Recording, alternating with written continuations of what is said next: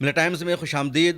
دنیا کے بڑے بڑے میڈیا بھی اب گودی میڈیا کا کردار ادا کر رہے ہیں۔ بھارت کی بھاشا میں آپ ان کو انٹرنیشنل گودی میڈیا کہہ سکتے ہیں۔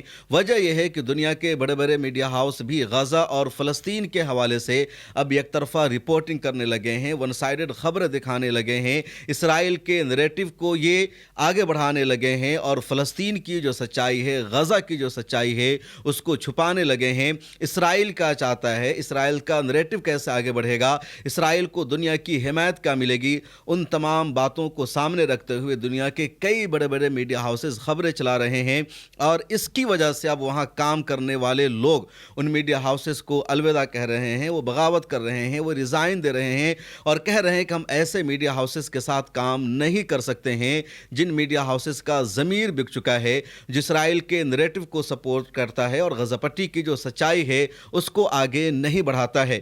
اور انٹرنیشنل گودی میڈیا کی جو لسٹ سامنے آئی ہے، جو فہرست سامنے آ رہی ہے، اس میں پہلا نام بی بی سی کا ہے، اس کے بعد نیو یارک ٹائمز کا نام ہے، دا گارجین کا نام ہے، رائٹرز کا نام ہے، اے پی کا نام ہے، سی این این کا نام ہے۔ یہ دنیا کے بڑے بڑے میڈیا ہاؤسز کہلاتے ہیں اور یہ سب غزہ کے معاملے میں اسرائیل کی پریس رپورٹ کے مطابق، بریفنگ کے مطابق دنیا کو خبریں دکھانے لگے ہیں، اور اس کی وجہ سے اب ان میڈیا ہاؤسز کے دفتروں کے باہر لوگ احتجاج کرنے لگے ہیں۔ اور سب سے پہلی خبر اس حوالے سے انگلینڈ سے آئی ہے، جہاں بی بی سی کے ہیڈ کوارٹر کے باہر کچھ لوگ احتجاج کر رہے ہیں، پروٹیسٹ کر رہے ہیں، اور بی بی سی کو اس کی ذمہ داری کا احساس دلا رہے ہیں کہ تمہارا ضمیر کب جاگے گا، تمہاری غیرت کب جاگے گی۔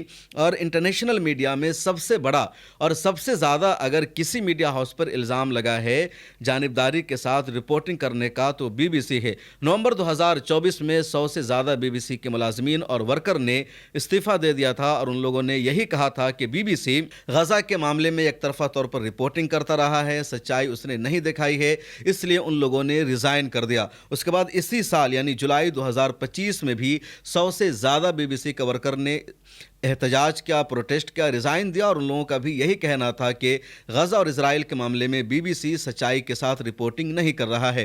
ان لوگوں نے یہ بھی کہا کہ 2-3 ایسی ڈاکیومنٹری بنی تھی غزہ کے معاملے پہ جس میں اسرائیل کی دہشت گردی سامنے آ رہی تھی، فلسطینیوں کی ایک طرح سے حمایت مل رہی تھی، سچائی دنیا کے سامنے پہنچ رہی تھی، تو بی بی سی نے ان ڈاکیومنٹریز کو پبلش نہیں کیا، شائع کرنے سے روک دیا۔ اور ایک ڈاکیومنٹری تھی غزہ پٹی میں بچوں کے قتل عام کے بارے میں، بچوں کا جو جینوسائیڈ ہوا ہے اس کے بارے میں، اور اب تک کا جو ڈیٹا سامنے آیا ہے اس کے مطابق غزہ پٹی میں جو 62,000 فلسطینیوں کا قتل ہوا ہے تو اس میں 17,000 سے زیادہ معصوم بچے شامل ہیں، 20,000 سے زیادہ خواتین شامل ہے۔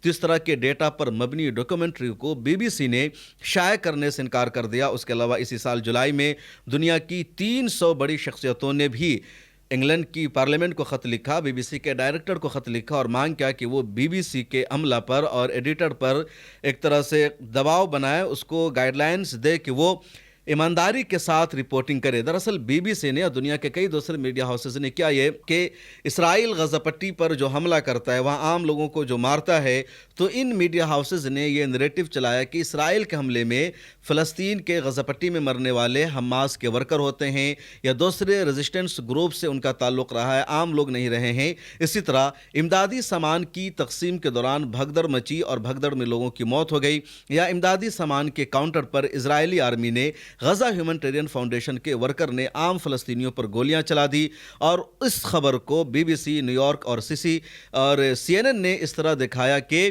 لوگ حماس کے ورکر تھے، اور اس وجہ سے یہاں پر امدادی کاؤنٹر پر اسرائیلی آرمی نے ان پر فائرنگ کر دی۔ اسی طرح کئی جگہ ایسا ہوا کہ ٹرک نے امدادی سامان لینے آنے والوں کو کچل دیا، ان کو مار دیا، پھر ٹرک کے اوپر سے فائرنگ کر دی گئی، اور بی بی سی نے اس طرح کا ایجنڈا چلا دیا کہ بھیڑ بے قابو ہو گئی تھی، وہ لوگ ٹرک پر آ گئے تھے اور اس وجہ سے اچانک ان کی موت ہو گئی۔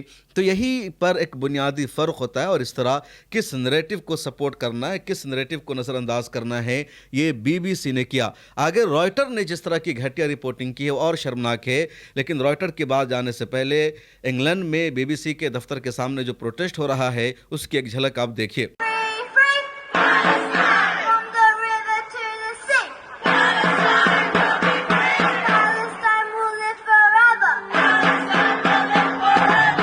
I entrust you with my beloved mother, whose prayers blessed me to reach where I did. Her supplications were my fortress, and her light was my path. I prayed to Allah to grant her heart patience and to reward her on my behalf with the best reward. The BBC should not be supporting Israel and not be telling lies. If I must die, you must live. Tell my story and sell my faith. To buy a piece of cloth and some string. Make it white with a long tail. So that a child somewhere in Gaza thinks what a moment an angel is there. I want to tell the children of Gaza, you deserve a happy life. May Allah bless you with ease in this world and the highest paradise in the afterlife. I want everyone in Gaza to know that we are here and doing all we can to help you. You little kids are doing more than everyone in this big fancy office is doing. And I want you to feel the power of that in your heart. I urge you not to let change silence you or borders hold you back.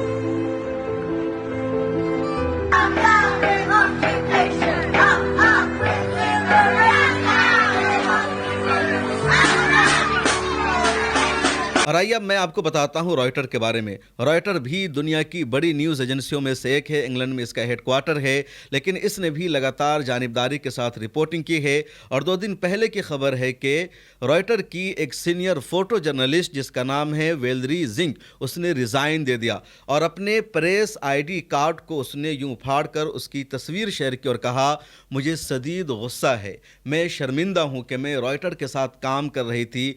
इस बोझ के साथ या Reuter की जो सच्चाई सामने आई है उसके साथ अब मैं रॉयटर के साथ काम नहीं कर सकती। उसने अपना रिज़ाइन देते हुए ये वजह लिखी और बताया कि रॉयटर ने भी लगातार इसराइल के नैरेटिव को आगे बढ़ाया और जो सच्चाई है गज़ा पट्टी की उस पर रिपोर्टिंग रॉयटर ने नहीं की है। जिंक ने रिज़ाइन देते हुए वजह बताई कि पिछले दिनों अल जज़ीरा के सहाफ़ी मोहम्मद अनस अशरीफ की इसराइल के हमले में शहादत हो गई और अनस अशरीफ अल जज़ीरा का जर्नलिस्ट था, वो इंटरनेशनल सहाफ़ी था और पिछले कई सालों से वो अल जज़ीरा के लिए रिपोर्टिंग कर रहा था।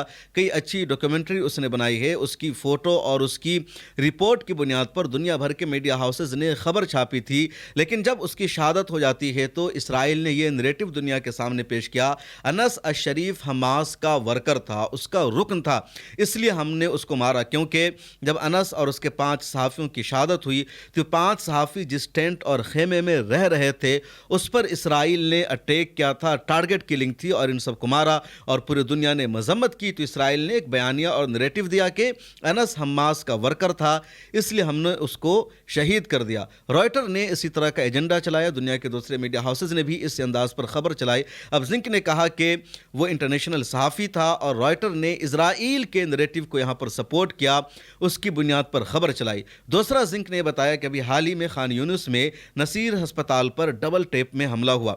डबल टेप हमले का मतलब ये होता है कि पहला हमला इजरायली आर्मी ने किया और वहाँ जो बीमार फ़लस्तीनी थे उनकी शहादत हो जाती है, जो आम फ़लस्तीनी वहाँ छुपे हुए थे उनकी मौत हो जाती है। और इस हमले के बाद जब जर्नलिस्ट वहाँ रिपोर्टिंग करने पहुँचते हैं या हेल्थ वर्कर वहाँ जाते हैं, सोशल एक्टिविस्ट जाते हैं, जायज़ा लेते हैं, मदद पहुँचाई जाती है, जो वॉलंटियर्स से वो वहाँ पर गए हुए थे, तब दोबारा इसराइल ने वहाँ पर हमला कर दिया और ये डबल टेप इसराइल का हमला था।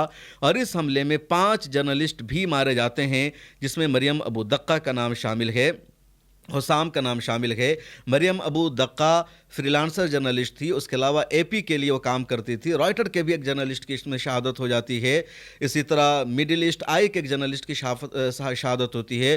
कुद्स न्यूज़ नेटवर्क का भी एक सहाफ़ी मारा जाता है। अल जज़ीरा के भी एक सहाफ़ी की शहादत होती है।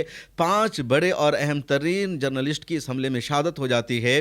और इस हमले के बाद भी रॉयटर्स ने कोई स्टैंड नहीं लिया अपने जर्नलिस्ट के लिए, एपी ने अपने जर्नलिस्ट के लिए कोई स्टैंड नहीं लिया। इसी पर पूरी दुनिया को और गुस्सा उठता है और زنک نے ریزائن کر دیا۔ یہی معاملہ CNN کا ہے۔ CNN نے جب بھی غزہ پٹی اور فلسطین کے حوالے سے رپورٹنگ کی تو CNN کے جو الفاظ تھے کہ اسرائیل میں جو مارا جا رہا ہے اس کو قتل لکھا جا رہا ہے، یا لکھا جا رہا ہے کہ کلڈ، کہ اس کا قتل ہو گیا، اور غزہ پٹی میں جو مارے جا رہے ہیں تو اس کے بارے میں لکھا جاتا ہے کہ موت ہو گئی، یعنی نیچرل ڈیتھ کے لیے جو لفظ استعمال کیے جاتے ہیں اس طرح کے الفاظ لکھے گئے۔ اس کے علاوہ غزہ پٹی پر اسرائیل نے جو بھی حملہ کیا، اور حملہ کہاں کیا، ہسپتال پر حملہ کیا، مسجد پر حملہ کیا، ٹینٹوں پر حملہ کیا جہاں عام لوگ رہ رہے تھے، ان جگہوں پر حملہ کیا جہاں حماس کا کوئی ورکر موجود نہیں، لیکن ان تمام حملوں کے حوالے سے اسرائیل نے جو نیریٹو دیا کہ یہاں پر حماس کے لڑاکے چھپے ہوئے تھے یا دوسرے ریزسٹنس گروپ کے ورکرز موجود تھے، ان کو ہم نے ٹارگٹ کیا، ان کو نشانہ بنایا، اور پوری دنیا نے اسی نیریٹو کو چلایا۔ اسرائیل نے حماس کو دہشت گرد کہا، اور Reuters, CNN، New York Times, the Guardian, ان سب میڈیا ہاؤسز نے بھی حماس کو دہشت گرد تنظیم لکھ کر کے رپورٹنگ کی، اور یہ دکھاتا ہے کہ جو میڈیا ہاؤسز ہیں یہاں سچائی نہیں ہے، یہاں ایمانداری نہیں ہے، یہ اسرائیل کے ایجنڈا کو سپورٹ کر رہے ہیں، اور اسی لیے ان کو اگر انٹرنیشنل گودی میڈیا کہا جائے تو اس میں ذرہ برابر بھی جھوٹ نہیں ہے۔ 7 اکتوبر کا جو واقعہ سامنے آیا تھا، یعنی 7 اکتوبر 2023 کو جب حماس نے القسام بریگیڈ نے اسرائیل پر حملہ کیا، اس کو طوفان الاقصی آپریشن کا نام دیا، تو پوری دنیا کی میڈیا میں یہ خبر چلنے لگی تھی کہ حماس کے فائٹرز نے 40 اسرائیل کے معصوم بچوں کا سر قلم کر دیا، یعنی اسرائیل کے 40 بچوں کو جان سے مار دیا تھا القسام بریگیڈ نے، حماس نے۔ پوری دنیا کی میڈیا نے یہ خبر دکھایا۔ یہ خبر اتنی بڑی تھی کہ جب وائٹ ہاؤس میں پریس بریفنگ ہوئی اور امریکی صدر جو اس وقت جو بائیڈن تھے، انہوں نے جو میڈیا سے خطاب کیا تو اس میں بھی انہوں نے یہی کہا کہ حماس نے اسرائیل کے 40 معصوم بچوں کا قتل کر دیا ہے، ان کا سر تن سے جدا کر دیا ہے، اور یہ سب سے بڑی بربریت ہے، دہشت گردی ہے، جس کو معاف نہیں کیا جائے گا۔ یہ وائٹ ہاؤس کا آفیشیل اسٹیٹمنٹ سامنے آیا۔ بعد میں سچائی سامنے آئی کہ پوری کی پوری جو خبر تھی جھوٹ پر مبنی تھی، حقیقت سے اس کا کوئی تعلق نہیں تھا، اور اس خبر کو سامنے لانے کا کام کیا تھا انادولو نیوز ایجنسی نے۔ انادولو نیوز ایجنسی کے ایک صحافی نے I-24 جو اسرائیل کا ایک ٹی وی چینل ہے اس کی اس رپورٹر سے بات چیت کی اور کہا، تم نے کہا کہ القسام بریگیڈ نے اسرائیل کے 40 بچوں کا سر قلم کر دیا، ان کو مار دیا، تو یہ رپورٹ تمہارے پاس کہاں سے آئی؟ تم سے کس نے کہا؟ تم نے دیکھا کسی ایک بچے کو، یا کسی بچے کی ماں نے سامنے آ کر کے کہا کہ اس کے بچے کا سر قلم کیا گیا؟ تو اس نے کہا کہ نہیں، مجھے آرمی کے لوگوں نے بتایا، حکومت کی طرف سے مجھے بتایا گیا کہ ایسا ایسا ہوا ہے، اور میں نے اسی بنیاد پر رپورٹنگ کی، اور I-24 نے اس خبر کو بریک کیا، پھر دنیا بھر کی میڈیا نے اسی خبر کی بنیاد پر اس خبر کو آگے بڑھایا۔ تو انادولو نیوز ایجنسی کی اس فیکٹ چیک سے پتہ چلا کہ ایسی کوئی سچائی تھی نہیں، ایسی کوئی رپورٹ تھی نہیں، بس I-24 کی اس مہیلا رپورٹر نے اپنی مرضی سے اس طرح کی خبر چلائی، اور اس نے کہا کہ ہم کو آرمی کی طرف سے کہا گیا ہے، حکومت کی طرف سے کہا گیا، اور اس کے پیچھے کوئی ثبوت نہیں، کوئی اوتھینٹک سورس نہیں، محض ایک فرضی دعویٰ، اور پھر پوری دنیا کی میڈیا نے خبر کو چلا دیا۔ BBC نے اس خبر کو شائع کیا، CNN نے شائع کیا، نیو یارک ٹائمز نے شائع کیا، واشنگٹن پوسٹ نے شائع کیا، کسی نے بھی فیکٹ چیک نہیں کیا، اور اس کا نتیجہ یہ رہا کہ پوری دنیا میں حماس کی، فلسطینیوں کی بدنامی ہوئی۔ بعد میں ترکیہ کی نیوز ایجنسی انادولو نے جب اس کی سچائی سامنے لائی تو پھر وائٹ ہاؤس نے بھی اس کی وضاحت پیش کی، اور وائٹ ہاؤس نے کہا کہ اسرائیل کی طرف سے اسی طرح بریفنگ دی گئی تھی، اسی طرح معلومات دی گئی تھی، اور اسی پر بھروسہ کر کے امریکی صدر جو بائیڈن نے میڈیا کے سامنے اس طرح کی بات چیت کی۔ تو یہ انٹرنیشنل گودی میڈیا کا فرضی چہرہ ہے، ان کا یہ حقیقی چہرہ ہے جس کو آپ دیکھ سکتے ہیں، اور اس پورے معاملے میں الجزیرہ ایک واحد ایسا چینل ہے جو لگاتار سچائی کو دکھا رہا ہے، حقیقت پر مبنی خبریں آپ تک پہنچا رہا ہے۔ الجزیرہ یہ بھی بتاتا کہ اسرائیل نے غزہ پٹی پر کہاں کہاں حملہ کیا، کتنے لوگوں کو مارا گیا، اور اگر القسام بریگیڈ کی طرف سے اسرائیلی آرمی کے خلاف کوئی آپریشن انجام دیا جاتا ہے اور القسام بریگیڈ کی طرف سے دعویٰ سامنے آتا ہے تو الجزیرہ اس خبر کو بھی شائع کرتا ہے۔ تو الجزیرہ نے لگاتار انٹرنیشنل اسٹینڈرڈ کو باقی رکھا ہے، لگاتار سچائی پوری دنیا تک پہنچا رہا ہے، اور ایک الجزیرہ کافی نہیں بلکہ الجزیرہ جیسے دسیوں میڈیا ہاؤسز کی پوری دنیا کو، پوری قوم کو ضرورت ہے۔ خود انڈیا دنیا کے مسلمانوں کو ضرورت ہے کہ ان کے پاس ایسے میڈیا ہاؤسز ہو جو سچائی دنیا تک پہنچا سکے, جو حقیقت پر مبنی خبریں رپورٹ کر سکے. اور ملت ٹائمز بھی ایک کوشش کر رہا ہے کہ آپ تک حقیقت پر مبنی خبریں پہنچے, جو سچائی ہے وہ پہنچے, جو اصل نریٹو ہے وہ پہنچے. گودی میڈیا کے ذریعے ان دنوں لگاتار جھوٹا پروپیگنڈا کیا جاتا ہے, اسلام کو بدنام کیا جاتا ہے, مسلمانوں کو بدنام کیا جاتا ہے, اور ان سب کا کاؤنٹر کرنا ضروری ہو جاتا ہے. اور ملت ٹائمز کوشش کر رہا ہے, کچھ اور بھی لوگ ہیں جو کوشش کر رہے ہیں. ایسے تمام لوگوں کو جوڑنے کی ہماری کوشش بھی ہے, اور اس لیے میں ہمیشہ آپ لوگوں سے کہتا ہوں کہ آپ کی جو ضروریات ہے, آپ کے جو اخراجات ہیں, ان میں آپ میڈیا کو بھی شامل کیجئے. اب ملت ٹائمز کی ممبرشپ لے لیجئے, نہیں تو کسی اور ڈیجیٹل نیوز آؤٹ لیٹ کی یا میڈیا ہاؤس کی ممبرشپ لے لیجئے, لیکن میڈیا پر بھی 100 روپیہ 200 روپیہ مہینہ میں ضرور خرچ کیجئے تاکہ میڈیا آگے بڑھ سکے. ملت ٹائمز ایک یوٹیوب چینل ہے, ملت ٹائمز کی ویب سائٹ ہے, اردو میں, انگلش میں, ہندی میں. سوشل میڈیا پر ملت ٹائمز ایکٹیو ہے, ملت ٹائمز کی ٹیم ہے, آفس ہے, دیش کے الگ الگ علاقوں میں ہمارے رپورٹرز ہیں, اور ہمارے اخراجات ہیں, ہمارا خرچ ہوتا ہے. ریونیو اور انکم اس کے مقابلے میں 10 سے 15% ہے.